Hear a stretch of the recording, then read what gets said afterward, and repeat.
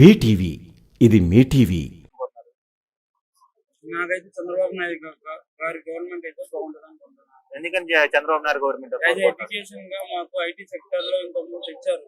ఇప్పుడు మొన్న మీరు భరత్ గారు ఇంటర్వ్యూ చూశారు.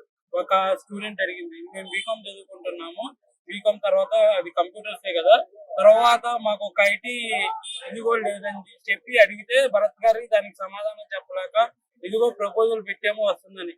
అది ఇప్పుడు చంద్రబాబు నాయుడు గారు ఇది మనకి కంపెనీస్ అనేది తెచ్చి చూపించారు.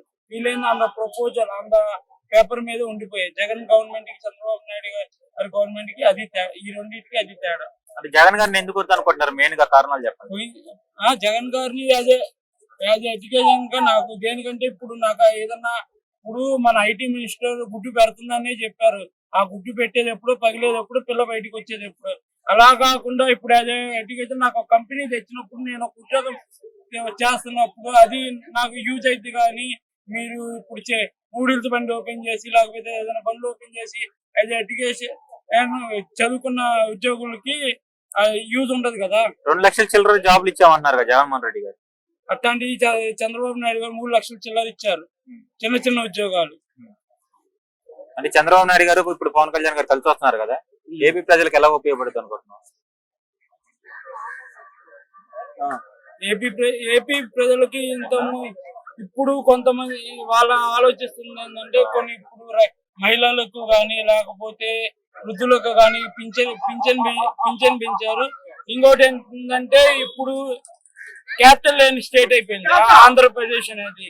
ఇప్పుడు ఎక్స్పీరియన్స్ లేని వాళ్ళకన్నా ఎక్స్పీరియన్స్ ఉన్న వాళ్ళ చేతుల్లో ఉంటేనే బాగుంటది ప్లస్ అనేది ప్రజలు అనుకుంటున్నారు. ఓకే, మనం రీసెంట్ గా నేను చూసుకుంటే సీఎం జగన్మోహన్ రెడ్డి గారు కొన్ని కామెంట్స్ చేశారన్నమాట.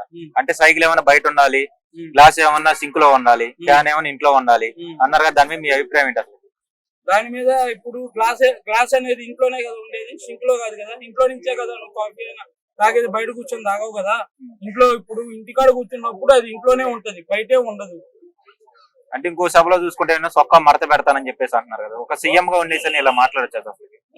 మాట్లాడకూడదు. దేనికంటే ఒక మెసేజ్ అనేది అలా ఇవ్వకూడదు. చంద్రబాబు నాయుడు గారు అలా మాట్లాడకూడదు. ఒక సీఎం హోదాలో ఉండి ఒక వ్యక్తి ఒక రౌడీజాన్ని ఎంకరేజ్ చేసినట్టు అలా మాట్లాడకూడదు.